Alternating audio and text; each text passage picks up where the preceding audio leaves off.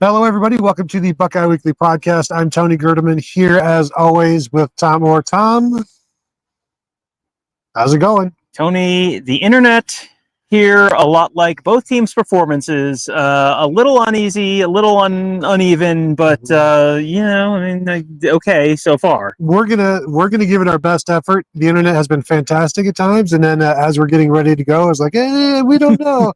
But welcome everybody. 34-16 Ohio State over Illinois. At one point, 20-3. Everything seemed comfortable. Good night, everybody. And you end up with a 34-16 game. This is, Tom, to me, I was thinking about this. You don't watch television, but there are TV shows where, it's like it's a 12-episode season, and it's like, should have been 8 episodes. 4 episodes of that was filler. Mm-hmm. This is one of those filler games where you look back, I don't remember this game. Oh, that's the score. Whatever. This has like no impact on the season. Maybe. Because there's some things here that are concerning. Yeah, there are definitely some things here that were concerning. And you said 20-3. It was also 34-10 at one point. And, 34-10, they had the ball with a 24-point lead at one point, and it was like, well, this is going to be, they'll go on, they'll score one more. It'll be right about what we were expecting. And then they didn't score. And then Illinois went down the field and scored. And one of Illinois' touchdowns was against the twos. They had the ones back out there for the end of that last drive. They very clearly did not want to give up another touchdown. And, it reminded me a little bit. Do you remember the 2017 Ohio State-Illinois game where Ohio State was up by a bunch and then Illinois came back and scored once or twice, and then Urban Meyer got annoyed and put the starters back in, including guys who had taken their pads off, unbuckled their pads, and then people were buckling their pads again to get back in the game. You had a little bit of that in this one. Tony, I'm workshopping something here. You know how they chant here ILLINI? Mm-hmm. I'm thinking maybe they changed the spelling of Illinois to ILLANNOY, because this was kind of an annoying game, kind of an annoying team. I'm not going to say I like that. I'm not going to give you any credit for that. It is fitting. It is apt. It is spot on. But let's not. Super chat. Right. Oh, we do have it. Thank you for changing the subject. Mateo and Fuego says, I like the O-line grittiness and swagger. Having depth, like Marcus said, at all positions will push this line to greatness. Let's talk about the line. They're gritty. They're this, they're that. They're great against the pass. Averaged 3 yards a carry against an Illinois defense that gave up over 300 yards to Indiana, gave up 120 some to Purdue, gave up 150 some to USC. Third straight game under 4.5 yards per carry as a team for Ohio State. And right now, this is the biggest issue for me for the Ohio State team as a whole. And now I do believe Ryan Day when he said, and you weren't in there, but he attributed some of the running game woes and the offensive woes to the fact that they started their average field position starting was their own 45. So it's like the field is more compressed because they were on the Illinois side of the field quite a bit. So it's like you're not going to have many explosive plays. It's like, yes, the defense is closer and all of that stuff, but you're not able to run the ball. And he said, well, we had some tough runs down inside, and that was good. And he almost just kind of washed it away. He seems okay with it. And you cannot be okay with the running game right now. He said, we'll have to go look back, whether it's scheme, personnel, whatever. Bo Jackson got dinged up, finished with under 51 yards, season low. I'm not sure if you were aware of that, Tom, but that was one of my bold predictions. He could have gone back in, but this running game, what running game? Yeah, I've said this before. I feel like I say this a lot of weeks. I'm down on the field where if there's something schematically happening, I am in maybe the worst place on the field to see it. So maybe there was a schematic reason for this, but just vibes only from field level, I can tell you that there were several times during the game that I thought it feels like they're trying to prove a point with running the ball, and that they're going to run the ball, and they're good. We're tough, and we're going to run the ball. And if Illinois is going to take away pass, too bad. We're going to. And I don't know that Illinois was or wasn't taking away the pass, but we're going to run the ball. We should be able to run the ball. We're going to run the ball, and we're going to prove a point.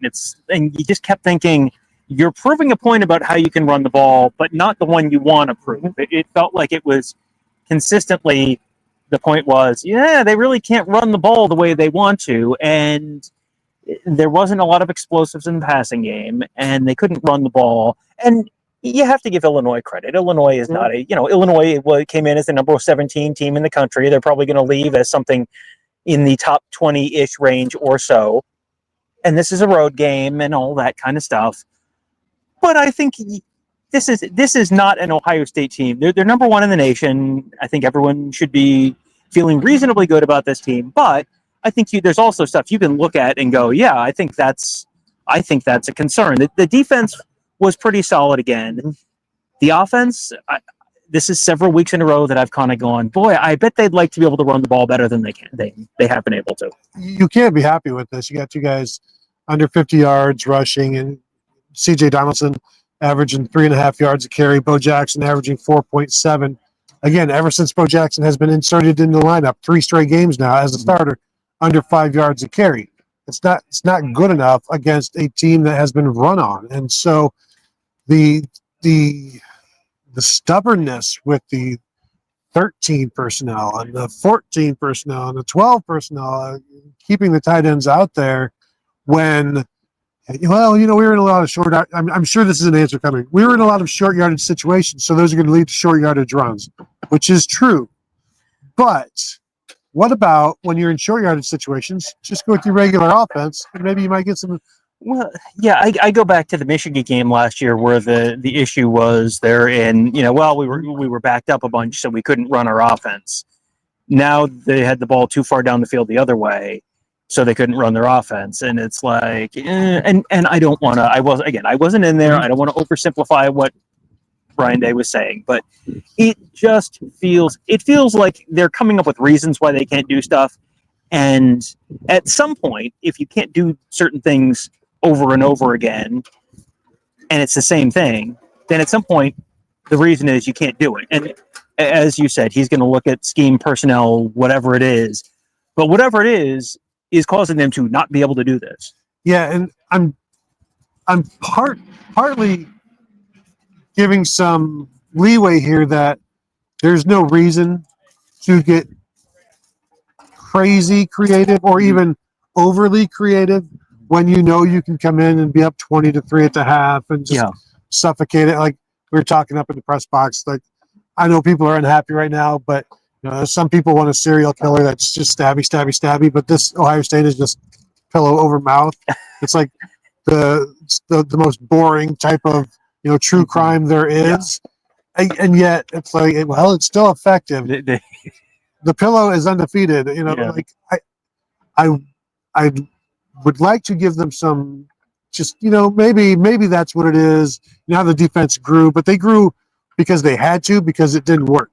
Mm-hmm. So this, at some point, are they going to get to a point where Penn State gives up 10 points to them, and they're like, well, now we've got to change some things on how we do the running game. Like, is that what you're waiting for, to have a loss to figure out, like, okay, let's maybe do more 11 and see what we can do there, or less 13 and just 11 and 12. And they've been effective with the 14 because you only need a yard. You should be effective with that. So that does nothing for me. Well, you go to what worked really well in short yardage. They lined up and it looked like just kind of the tush push with Julian Sayin at one point, and they needed one and they got like 3.5, it looked like. So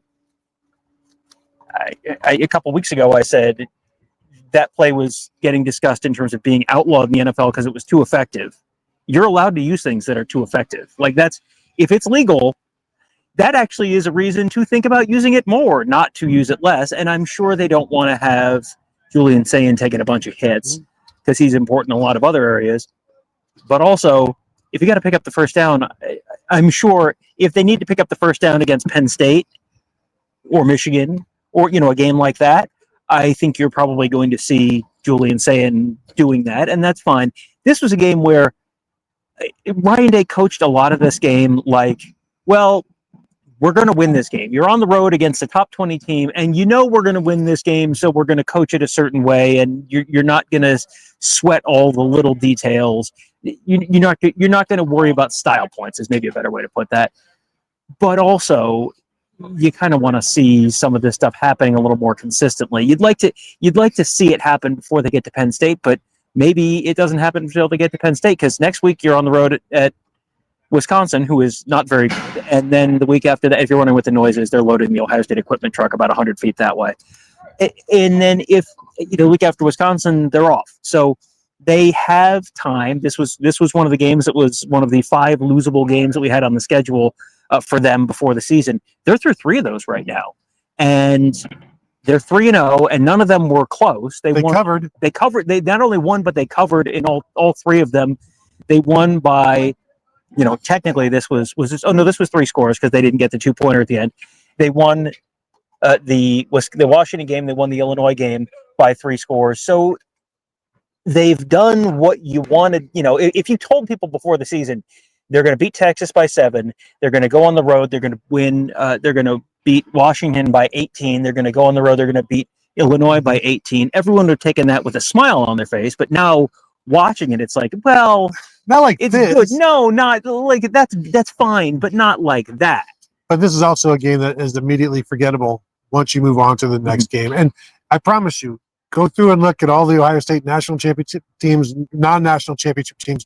You're going to find 3 games like this every year. Oh, the Minnesota game from last year. Yeah.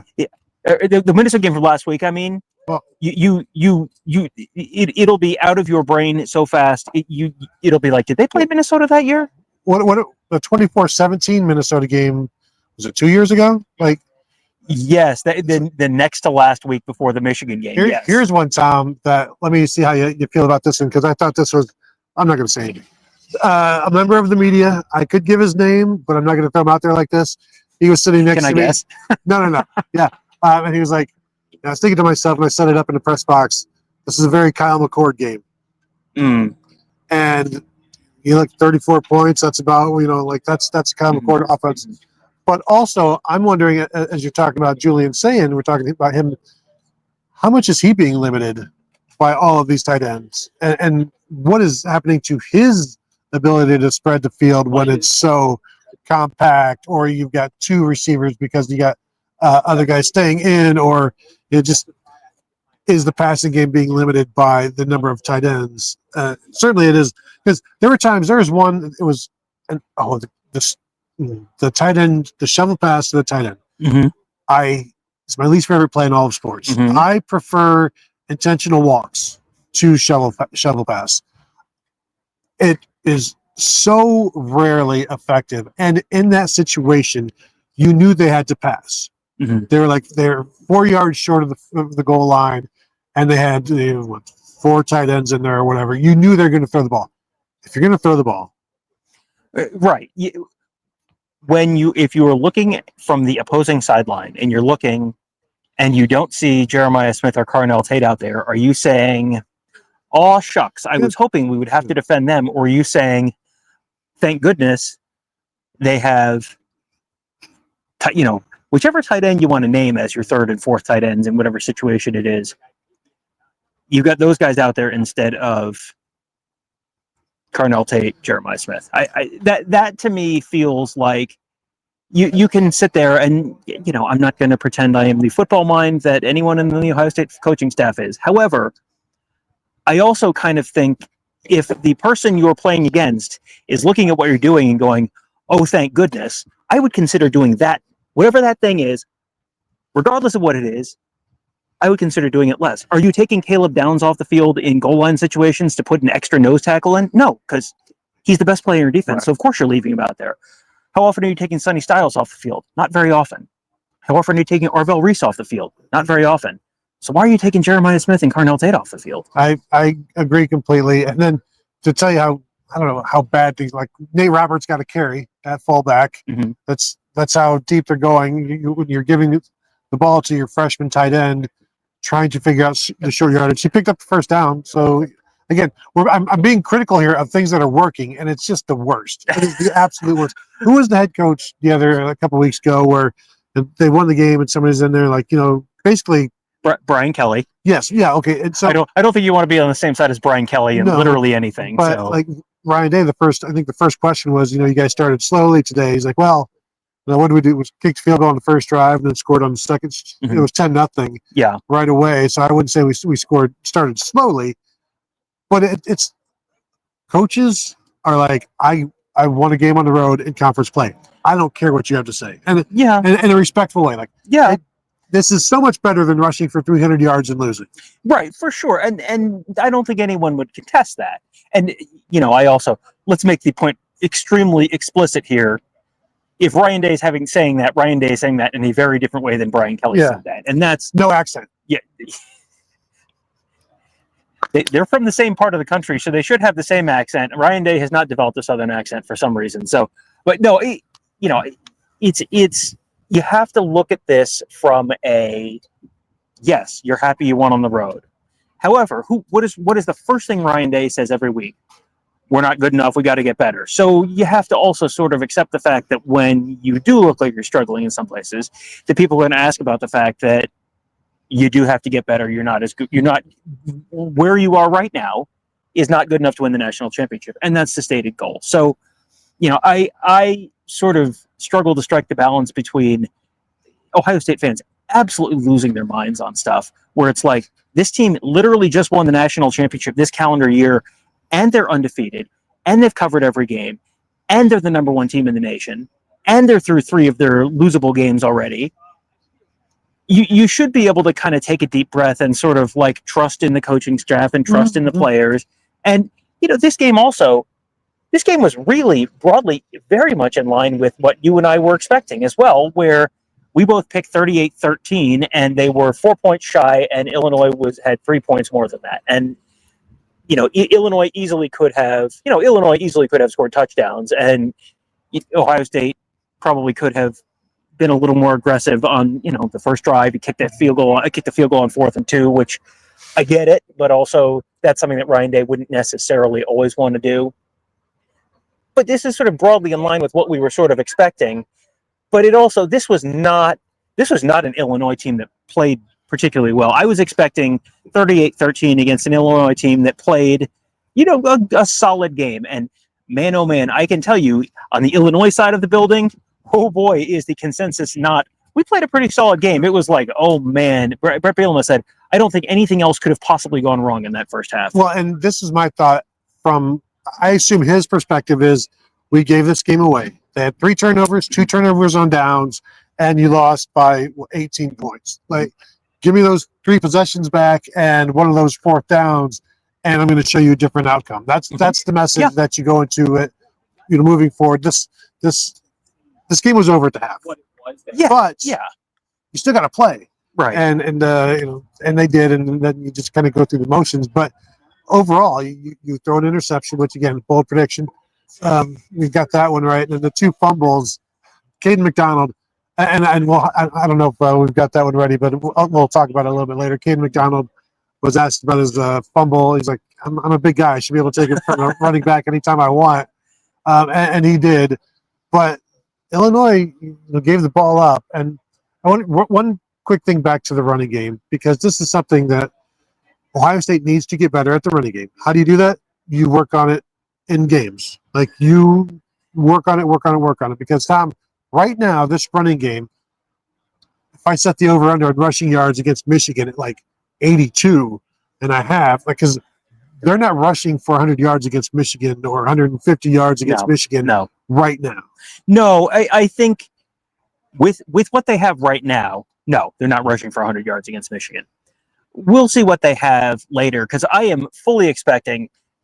We have had several times this year that we've told you, like, look, they're going to win this game, but be prepared to be annoyed. Ohio University is going to make this more of a pain in the butt than you think. And we have people going, oh, idiots, you always bad mouthing the team. And then it's 9-7 or 13-9 in the third quarter. And it's like everyone's running around with their hair on fire. It's like, we're telling you this is going to happen. Prepare yourself, brace yourself for next weekend in Madison, Wisconsin, Ohio State, to really try to force the issue running the football, and not necessarily to be able to do it, because the Wisconsin Badgers, their offense sucks out loud, but their defense is pretty good. So It's going to probably be a frustrating game of them trying some different stuff with the run game to see what works against a competent defense in a game where also you're not in any significant danger, barring something crazy. Maybe Wisconsin gets up off the mat like UCLA has over the last couple weeks. It's possible. But if Wisconsin looks like Wisconsin has looked for most of the year, this is a team that Ohio State's going to beat by 24 points or whatever it is, and it'll be fine. But they're probably going to try a bunch of stuff because these are game reps. These are the most valuable thing they've got. So they're going to use them to their advantage because they can go in. It's like playing Grambling. You can go in and you can just do the things that where it's like, we have better football players than you do, and so we can just do these things and it'll work and it'll be fine. They're trying to sort of figure out they're stress testing their team right now in different ways. It's not always going to look pretty. It is going to be annoying next weekend in Madison. Just prepare yourself. Do we want to? We've teased both of the sounds. I think they're both ready. Why don't you? I know the Brett Bielema sound is ready. Yes, both sound bites are ready. So okay, why don't you do? Before we do, everybody hit the thumbs up. Ready? 3, 2, 1, boom! Thumbs up. All right, thank you. We appreciate that. Why don't we do the Kaden McDonald sound first? Yeah, Kaden McDonald talking about red zone defense. Ohio State's pretty good at it, and not giving up touchdowns, and just his attitude about that, and then also his forced fumble. And if you're running back, just don't bring the ball around him, and you won't lose it. So give this a listen and or watch. Well, Coach Patricia, he's just taking the ball away, and I feel like we needed that in the moment. I did it. What goes into that? What's the secret? Just really focusing in on the running backs. They're little guys, so I'm a big guy. I can easily take it away. And once I got the opportunity, I just took it. That was like very similar to what Oregon did with three-time Buckeye. You remember that play? Yeah, I remember that play. It was awesome. How important was it to get the 3 turnovers that you cashed in the touchdown? Well, it was a team effort. Everybody had to do their job, and we all came together and we got the dub. Has there been a big emphasis on that, forcing more turnovers? Oh, yes, sir. Last week we didn't have none, and, we're coming in a hostile environment, and we got to somehow give the ball back to the offense. You guys obviously were very good in the red zone last year. You came in those packages. You lost a lot of guys, but why has it continued to be so successful this season? Because competitive excellence, Coach Day preaches, and when your number is called, are you going to make a play? And we got the guys to make plays, and we're just going to keep going. K-Mac, did you get your hand on the yellow buck? Yeah, I did. It felt like the Simba moment, But just thankful, we got the win and go back home. It was another good performance. 16 points that you gave up the most this year. Is that bother you, or is it okay, we're still definitely bothers me. If you want to be the best defense in the country, you can't let people score. So we got to get back to work tomorrow. We got to just keep going. For you personally, just to make as many big plays as you've made this year, just what has this first half of the season felt like for you? It just feels like a roller coaster, just coming to work every week and practice make perfect. If you have a good practice, you're going to play good in the game. Was the second quarter gritty? There was a lot more stoppage in the play. Kaden McDonald gets a Simba moment, and then also it talks about how the season has been a roller coaster. And again, not all roller coasters can't be just fun all the time. You got to have some danger in there a little bit. Got to have the click, click, click, click, click, where you get a little nervous on the way up. I think it's interesting. He's talking there about the fact that they allowed 16 points and it got to get better. That's not good enough, and that's kind of in the same vein as what Ryan Day said. That's in the same vein as this, the stuff that we're saying. But also, I feel like there's this really difficult needle to thread where it's like you gotta sort of accept the fact that it's not always going to be perfect, and they've been very good, and you should be enjoying this season. You should not be stressed out on Saturdays about this, but also they need to get better. Mm-hmm. But you sitting at home throwing your remote against the wall because they gave up a third down conversion or they failed to convert a third down on the ground on offense. That doesn't actually improve them in any way. So I don't know where it's like the coaches and players can be annoyed by this, but you really shouldn't, because you have to sort of assume that they're going to figure it out, but they haven't figured it out yet. The other thing is we don't always understand the purpose of what they're doing, and it's not always just bombs away. Oh yeah, there's reasons for why they are running the ball the way they are trying to run the ball, and why they're choosing the plan of attack that they are. They're trying to get something accomplished other than just points. Like, yes, you want points. Ryan Day said that, you want eight or 9 yards a carry. It's like, but you're not going to get that when you have put everybody in the box, including the defense. So you're going to get 1 or 2 yards at most, and so that's going to bring the average way down. The key is just stay out of these short yardage situations, or when you're in them, throw the ball instead, because that's also effective when they have these guys. You've got Jeremiah Smith, Carnell Tate. You've got defenders that are a little concerned about these guys, and then it's very easy to pick up some third downs, third and shorts when you're just throwing the ball as well. Right, and you get the sense that they know they can do that, and they will do that in games where they have to do that. You're not gonna see them doing the same banging their heads against the wall kind of thing against Penn State or against Michigan.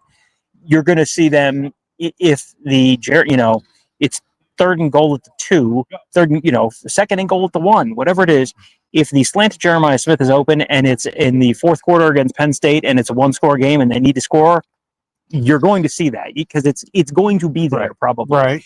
This was a game where you never once thought, oh man, Illinois is going to make this they are in danger. It was, Illinois might make this look annoyingly closer than it actually was. Like Illinois might cut this to 14 or 16 and that and make it look like this was a closer game than it was. That's about as much of a concern as you really had. Ohio State was, as you said, at halftime it was 20-3 or whatever it was, and Illinois had certainly given them some plenty of help, and we'll get to the Brett Bielema soundbite about that in a few minutes. But they had, because Illinois did that, and because Illinois allowed them to sort of separate a little bit in the first half, then you can keep sort of banging your head against the wall because you can use these reps to learn, because you don't need to use these reps to create separation. You've already created separation, so now you can sort of work on other stuff. Yeah, and I will say, until that first scoring drive for Illinois late in the second or whenever that was in the second quarter, they had 48 yards of total offense, and then like the 54 yards on that drive. So they were stifled completely. Everything was in complete control, and now let's just tinker. Yeah, right. And as far as why they're doing some of the stuff that they're doing, I've talked to Rossfold about this a little bit, and probably should talk to him about it a little more this week. But why are they in 13 personnel? Why are they in 14 personnel when you could just have 12 personnel? He talked about the fact that you can create some different blocking lanes, you can create some different angles and short yardage, that kind of stuff, by having guys more compact and not as spread out. There are reasons.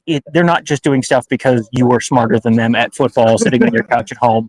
This is one of these things you just kind of need to remind yourself every once in a while, and I'm sure lots of people in the media probably need to remind themselves of that as well, but it's not you. Never you. I was looking at you. Oh.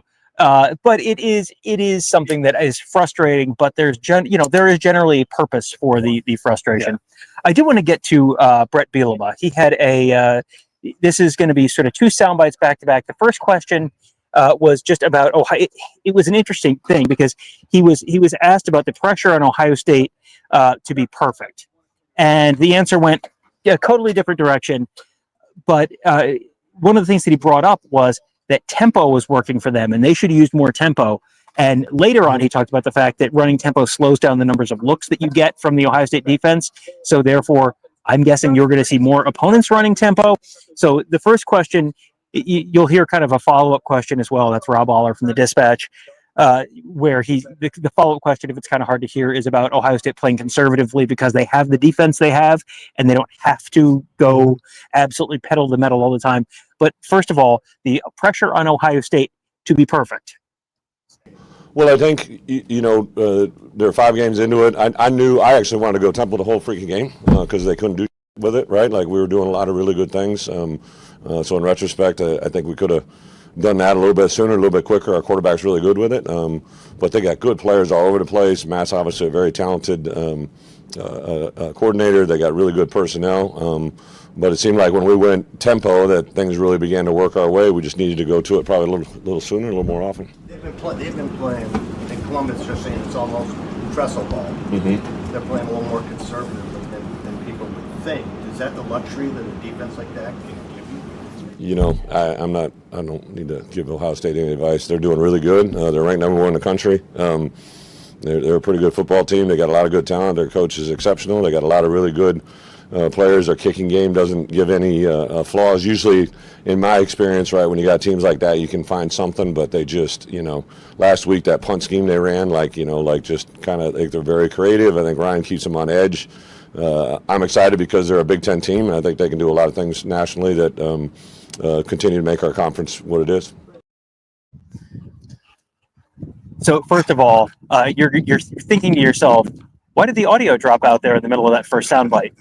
We don't generally have coaches dropping S-bombs in press conferences, but you don't generally get to talk to Brett Bielema after a game. So I did like how he's like, I'm not here to give advice to Ohio State, but it is interesting, the idea of more tempo, and really because Illinois was okay with no tempo early on, and just like, well, let's just shorten the game. It's like, yeah, that's great until you're down 17 points, and you've got to figure out how am I going to make up these 17 points in 2 quarters. Well, and then someone is going to look at this and go, well, we need to run tempo against Ohio State, which is great, except then if you run tempo and you have a 3 and out, then Ohio State's offense is right back on the field, and you don't want that. So I don't think there's one thing that people can look at right now and say, well, here's how you beat Ohio State. You do the one weird trick, the old internet thing, one weird trick. Here's the one weird trick to beat Ohio State. I don't know that there is one weird trick to beat this team. Not that they're unbeatable, but I think it's going to take a confluence of Ohio State playing a poor game and also the team, finding something to exploit. I'm sure there's something to exploit if they can't run the ball and they're trying to run the ball too much, whatever. But there are going to be exploitable things against this Ohio State team where there are opponents who are going to be able to do stuff. Did you see the Ole Miss score today? No. Yes. Washington State was leading Ole Miss late in the third quarter. So, and Ole Miss is a top 5 team. There are teams in the nation that are going to be able to challenge just about anyone, and you're going to get challenged by teams that you should look at and go, this is an easy win.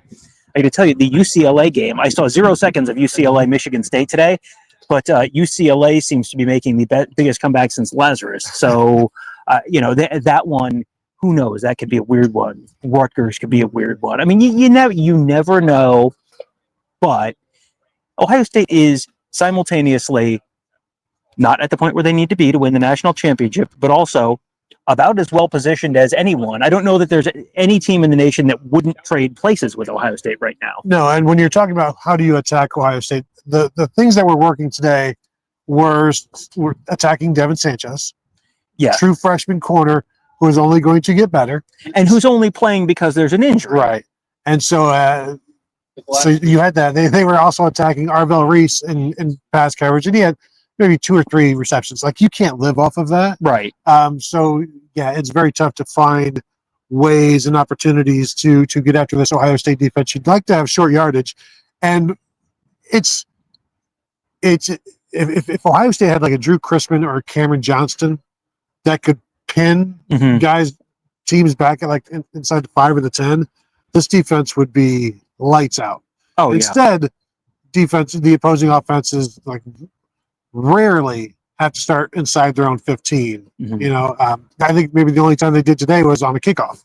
Yeah, where they brought it out and Bryce West got the tackle there, but not a lot of areas to attack. I think Illinois was doing some max protect and they had some time to throw the ball, but then when Ohio State would bring a 5th guy, that time would go away. Well, and this is one of these things that I have a very difficult time judging from where I am. Like the Washington game, I thought to myself, it's weird that they're not getting to DeMond Williams as quickly. Like, they would get there, but it was, you kind of have the clock in your head, 1, 2, 3, ball should be out, and the ball wasn't out, and they weren't there yet, and they would get there eventually.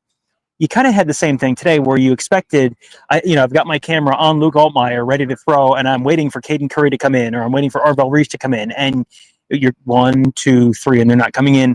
Was that a function of Ohio State being a little more conservative like they were with DeMond Williams, and just kind of don't let Luke Altmaier pick up a 20-yard rush here and there, and just kind of keep him contained and make him stay in the pocket and make him be methodical? Yeah, I think there's no reason, Tom, to bake in big plays into a defense. Who would do that? So it's Name like, one. you know what?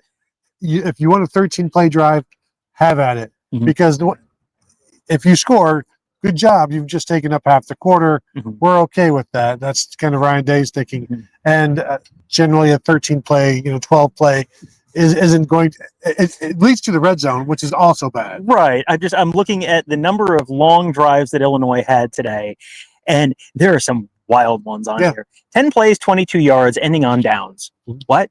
I think that was the one where the punter's knee was down, so you lost 10 yards at the end. But 10 plays, 22 yards, ends on downs. 11 plays, 69 yards, ends in a field goal. That was sort of right before halftime. 12 plays, 75 yards. That was the first touchdown drive. 9 plays, 61 yards. That was the second touchdown drive. The first touchdown drive, they had the twos in. So it was against a Matt Patricia defense. Was it against the Matt Patricia ones? No. And then they scored again later in a game, and they had the last drive was 8 plays, 55 yards, and ended on downs. They were able to sustain some drives, but also you saw things broke down. They couldn't get. It's hard. They got real close right before halftime. They got down to the 1, and then false start. Now them getting down to the 1 and then not being able to punch it in. It was like, hey, this happened to Texas last year in the Cotton Bowl, and you're still putting pressure on the opposing team to make things happen. You're making them be not perfect, but be extremely good, extremely consistent over and over and over again down the field. Boom, boom, boom, boom, boom. And that's a lot of pressure on teams because there's so many places that you can fail. Hey, someone blocked the wrong guy. In this case, someone false started, and that was only a play because I think the play before that I think was the one where Caden Curry made this great open field tackle on Luke Altmaier. I mean, Ohio State deserves their credit for that. Illinois played their part, but Ohio State deserves their credit for their role in that as well. Yeah, I would agree with all of that. Even I don't know if there's this one down here. It's hard to keep track of all of the goal line stands and the stops inside the 10, but first down is like a loss of 2 yards, and it's like, oh, here we go again. This is how it goes. You just keep moving backwards. One of the team photographers was next to me at that point, looks at me, he goes, "This looks familiar." Yeah. It's like, yeah, you've seen this. It was a different year. It was a different defense. It was a different defensive coordinator, but you kind of got the same results. Because that first one, when they stopped him and held him out of the red zone, that was, I believe, the 9th red zone trip they've allowed, and 0 touchdowns. Yeah. And so now I don't know if they allowed 2 red zone touchdowns in this one. I think so. I don't think they scored a one from super far out. I don't believe. So I think they may have, but again, the game was, as we know, over. But it's still it was a nice stat until it was no longer nice, and now Ohio State amongst the pores by giving up some red zone touchdowns. Mm-hmm. Yeah, it's one of those stats that means everything until it changes, and then it doesn't mean anything. It's just numbers. So it's just stats, garbage stats. Yeah. Anything like Davison Igbenogson. So he came out and talked afterwards, and Dan Hope from 11 Warriors said, "Hey Davison, four pass breakups, 4 PBUs. What do you think of a performance like that?" He's like, "I had 4 PBUs. Stop throwing at me." And then he looked for the next question. And Brett Bielema, I don't think it was one of the sound bites that I used, but he at one point talked about Ohio State being physical with their receivers, and there was one play where Ohio State got called for one, and that was the Jermaine Matthews one. There was another one. I think there might have been there was a Jermaine Matthews one late. Was there another one early was there another one early? IGB could have been called for one early. Well, he could have been called for one early. There was one where he didn't get called for one, and there was like a really obvious makeup call a couple snaps later. I don't remember if it was a pass interference or not, but you know what the difference was between the ones where they didn't get called and the ones that they did get called? Is he looking back? He's looking back. All the ones, and the people who are angry about this on the Illinois side will say it doesn't say if you're looking back, it doesn't count in the rules. Right. Well, let me tell you how the game has been officiated for 20 years. This is a known thing throughout the college football world, to the point that we have been answering "why don't they look back for the ball" questions every time the Ohio State gets called for a pass interference call for the last 8 years that we've been doing this podcast. And that was not a brand new thing in 2017 either. So this is a sort of known thing. Igbenogson was in good position on all of those. He was looking, and he was turned. He was looking. He's playing the ball. And if you're doing that, the officials, you could call pass interference 30 times a game. You're not going to do it. You're going to do it when the guy is obviously beaten and is obviously grabbing to keep from getting beaten for a long gain or a touchdown, whatever it is. The one where Jermaine Matthews got called at the end, he didn't look back. The guy was behind him. He didn't look back. There was one in the corner of the end zone behind us. This is the end zone that's kind of on the left side of your TV. There was one in the back corner of this end zone where there was one where it was like, yeah, he got a little physical there. He got up. There was just this like half a second pause where he just kind of like looked around, and then he did a very demonstrative celebration. But it was just kind of like, we good? We good? All right, good. All right. He just waited for the beat to drop. IGB, always fun to watch, and he was very boisterous. Mm-hmm. Here's something, Tom. Think about this. Jermaine Matthews gets his hand on a tipped pass that becomes an interception, forces a fumble on a sack that Ohio State recovers, responsible for 2 interceptions or 2 turnovers from the nickel position. If Lorenzo Styles is playing, that's interesting. Those are not necessarily 2 turnovers. Yeah, maybe not. I mean, it's a, now he's a very good player. I'm just saying. Yeah, he's a very good player. Now, Jermaine Matthews, there's a reason you have just not heard Jermaine Matthews' name this year. I feel like you saw and heard more from him today than you have the rest of the year. I don't know. I think they would, just looking at their best 5 in terms of secondary, I think Lorenzo Styles is one of the best 5, because you saw Devin Sanchez, true freshman. Let's just get this out of the way up front. If you are a true freshman corner who they trust to play a little bit in game 1 against Texas, and they trust to start on the road in a game like this, that is like that tells me what the trajectory is. That tells me what they really think of you, that you're not just getting happy talk that, oh, this guy's really good. No, they believe that this guy is really good. And if you're out there as a true freshman, that tells me basically all you need to know. That being said, a 5th year like Lorenzo Styles, he's been better than I expected this year too. Now, Jermaine Matthews is a better corner overall than Lorenzo Styles is, and Lorenzo Styles right now is a better corner overall than Devin Sanchez is, which is why you're seeing them in that order. But I think, when Jermaine Matthews, when Lorenzo Styles comes back, I think you're going to see Jermaine Matthews go back outside. Yep. But to your point, yeah, I mean, that's Jermaine Matthews, when he's in a position to make a play, makes a play an awful lot, which is why opposing teams do not often put him in a position to make a play. And that's why we talked about it before the game. This was bad news for Illinois that now their best receiver was going to be matched up against arguably Ohio State's best cover guy. And you saw what happened. And Beatty had a pretty quiet day. It was, the other guys, Cox, and the other receiver, outside receiver, that had more of the catches, it seemed. Feel free to fact check Beatty in front of everybody. No, I was just going to pull it up. You're right. Beatty had 7 catches, 48 yards, average of 6.9 yards. I mean, that is the regular old middling slot guy who we don't actually talk about on the game rewatch that we do, because it's like, well, he's going to get his 7 catches, but it's not really going to make a difference. That was that. Empty calories. Yeah, Clement, who we really didn't talk about at all, had 6 catches for 47 yards. Rusk, 5 catches for 68 yards. Dixon, who was the other outside receiver who has made some big plays, he was 4 catches for 46 yards, long of 17. He's their big, they're kind of their big play guy in a lot of cases. He didn't do much of anything either. They threw for 248 yards, but 8.3 yards per yards per catch. How much of that was the fourth quarter? Right. Well, a lot of it was the fourth quarter. And also, it's 8.3 yards per reception, not yards per attempt. So if you're throwing for 6 yards per attempt, something like that, even with some of the empty calories at the end, you're gonna take that as a defense. Yeah, because again, you're gonna have to go all the way down the field, 8 yards, 10 yards at a time, and that's easier said than done. Yeah.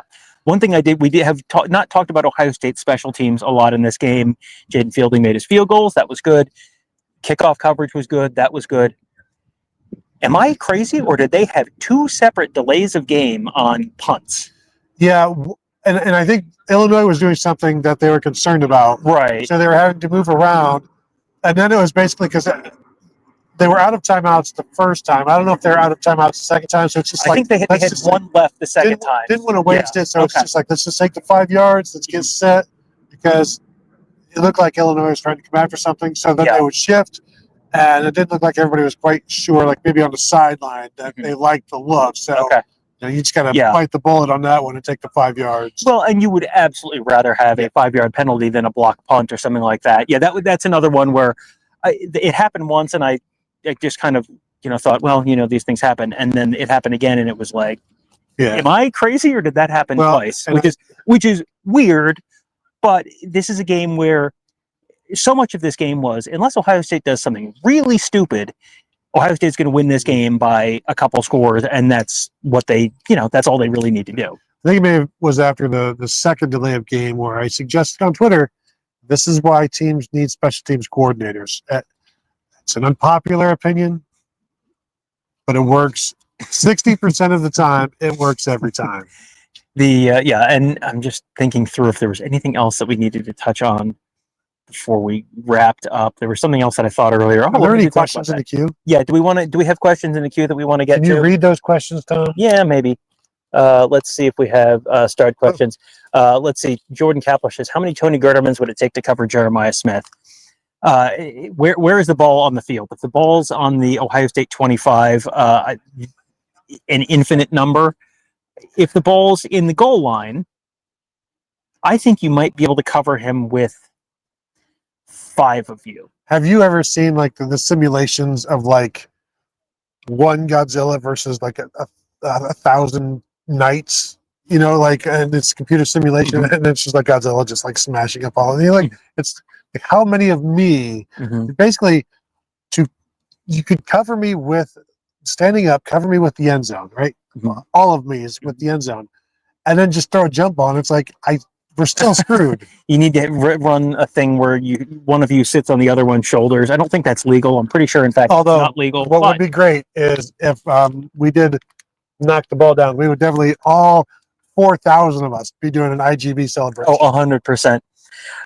With the seatbelt and everything. Jason wants to know how many teams can have an off game and still cover the spread against the top 20 team. And this is a game where if Alabama goes on the road against number 17, whoever, number 17, South Carolina, and wins by 18 points, you're going to hear about what an incredible win this was. They got a 3-point win at Missouri. Yeah. Wow, Missouri undefeated. I bet they've beaten a lot of good teams this year playing in the SEC and all that. Well, maybe not. Anyway, next question. No. Lisa, next question is, Lisa wants to know, is Ohio State going to have a competent run game for the Michigan game?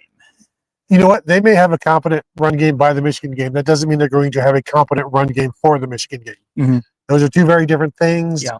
And again, it's also going to come down to how stubborn are they running into a defense waiting for the running game. And maybe this is all a ploy where this looks like the most stubborn offense you've ever seen. And this is some fiction that I'm going to spew out for you. They're going to just be as vanilla as possible. And we're, everybody thinks they're trying to prove their manhood and this and that. Like, meanwhile, they're coming off of a national championship where they proved everything. They proved all the toughness you ever need to prove.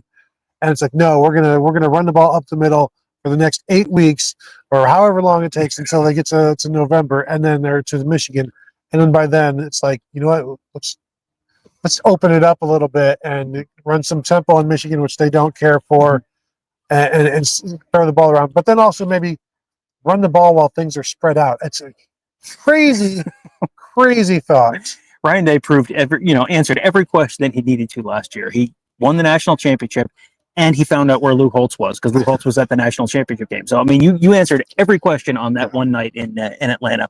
Super chat from our buddy Ryan Dawes. It is interesting how the better offenses OSU faces, the more turnovers / big plays they come up with, it is interesting. And this is one of the things where I can't wait to talk to Ross Fulton about, I can't wait to watch this, first of all.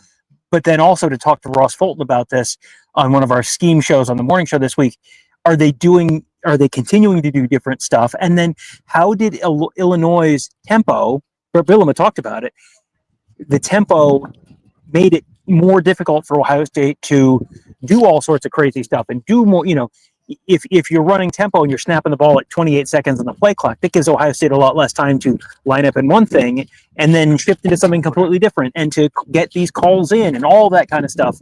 That, I'm interested to talk to Ross about how much they showed that was different and how much they did that was different, and then what he thinks that might mean moving forward. It's hard to change the picture when the picture isn't on the screen very long. Right, yeah. You're just getting it going, and it's like, well, we just have to play defense. It has to be what our actual defense is. Rob H. says, tough day for Tom and his most confident bold prediction of the week. Anyway, good game for Jermaine. Which was my most confident bold? Was it the three-pointer? My three-pointer was... you changed the...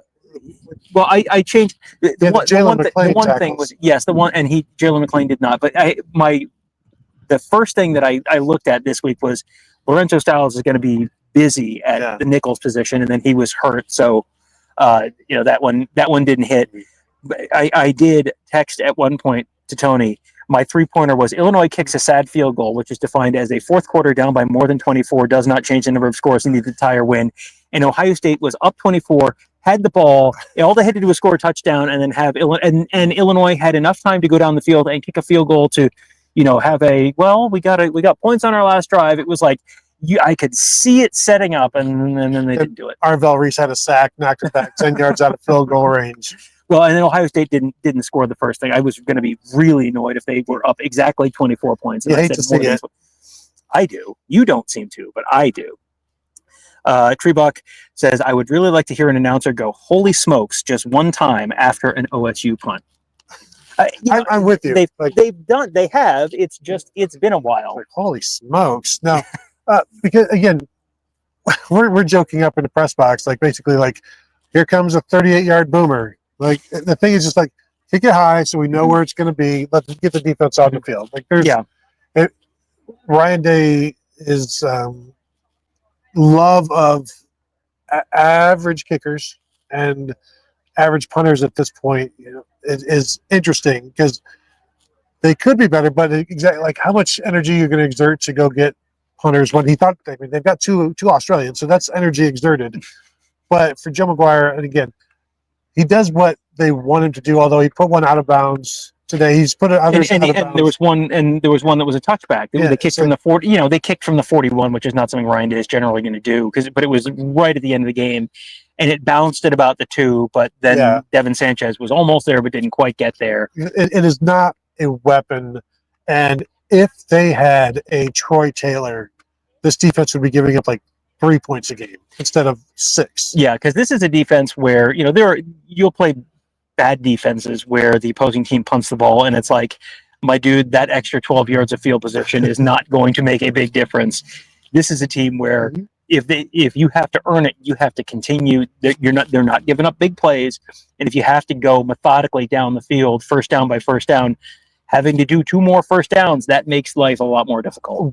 How often and when was the last time we've seen an opponent of Ohio State just operate in their own territory for like an entire half because they just keep losing the field position battle? We haven't seen it. No, I don't think we have. No, I mean you had teams where they couldn't get the ball, they could not get out of first gear on offense. And, the teams that are wildly overmatched, you haven't seen like a Alabama LSU national championship game where LSU didn't cross the 50, I think, all night. You haven't seen that against a high level opponent. But, Penn State's on the schedule. What is that going to look like? I think they're going to be okay, but this, I think that game is the next one that I'm looking at and going, man, oh man, the Jim Knowles defense versus Ryan Day, Brian Hartline offense, and the Andy Kotelnicki Penn State offense against the Matt Patricia Ohio State defense. Like, I am already like rubbing my hands with glee thinking about how interesting those individual kind of matchups, the schematic matchups there between those guys are going to be, because A lot of you know, movement. well, a lot of movement, yes, and Very little movement of the ball. yeah, a lot of movement, a lot of disguise, a lot of change. But yeah, I'm really intrigued by that one. Liam WS89 says Day is not forcing anything like he did last November. I like this Day. Take what they give you because leaving with the W is all that matters. He's not forcing anything, but he's forcing the running game. Yeah, Again, they need to get better at it. So it's like, yeah, if like you get to November and they weren't doing this, wouldn't we be like, why didn't you work on this during October? yeah, 100%, 100%. And this is You knew November was coming. well, this is the whole game. A lot of this game was eat your vegetables and go take a walk.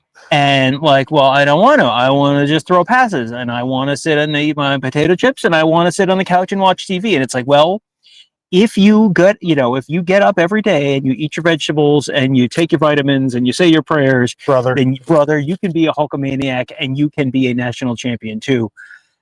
You kind of have to do this stuff. They are using these reps in games with a bigger ultimate goal. And we assume eating your, the reason I think it's very safe to assume that is because Ryan Day last year was talking about how they got fewer game reps and fewer drives, and it was, kind of annoyed by that. But also at the end of the year said, yeah, that was coming. We kind of did intentionally because we recognized that you were going to have 16 games, whatever it is. So you kind of have to. It would be fun to put up another 21 points in this game, but beating Illinois by 35 instead of 16 is not I recognize that's not 21 points, but beating Illinois by 5 scores instead of 2 is not the ultimate goal. The ultimate goal is win another national championship. And I do wonder how many people are saying, why are you running Jeremiah Smith right there when he gets hit on the knee like that? And the blocking, it wasn't his knee, it was his back. Exactly. He got turned over, and but he was holding his back on the way off the back. field. Yeah, he's fine. Okay, yeah. Well, he came back out on the field. That was one of those things where he flipped upside down, and I went like, oh boy, that could be a real big play in Ohio State football history. I think Austin Searville kept going upfield, and Max Clare was going to get somebody on the outside, but there's nobody there, so they just let. Neither you get him. Nobody got him. Mm-hmm. All right, so it looks like we are all good on the chat. So let's go ahead and wrap it up. If you have not hit the thumbs up yet, we would appreciate that. Please do so if you're watching live and if you're watching after the fact as well. And of course, if you're listening, 5-star rating and review would be appreciated. As always, you can find us at BuckeyeHuddle.com. Sign up now. Say hello to us there on the Buckeye Huddle message board. It is a fantastic time now because we are 6 games in, halfway through the regular season. Hey, we haven't even talked about, first of all, we haven't talked about the 2 biggest stories today. Number 1, Wooden Turtle stays in Columbus. Mm-hmm. Number 2, Ohio State, bowl eligible. Oh, there you go. And the number of bowls right now that they could go to, very many different kinds of bowls. I was looking at someone wearing a Citrus Bowl sweatshirt from the Illinois side of the media and thinking, I don't think we're going to be going to the Citrus Bowl, but that is a nice looking sweatshirt. The Cheez-It Citrus Bowl? Yes, we've already been to one Cheez-It Bowl in Arizona. That is a 100% true fact. Yes, it is. But anyway, that's a different hour of show. So thank you all for tuning in, and we will talk to you all later.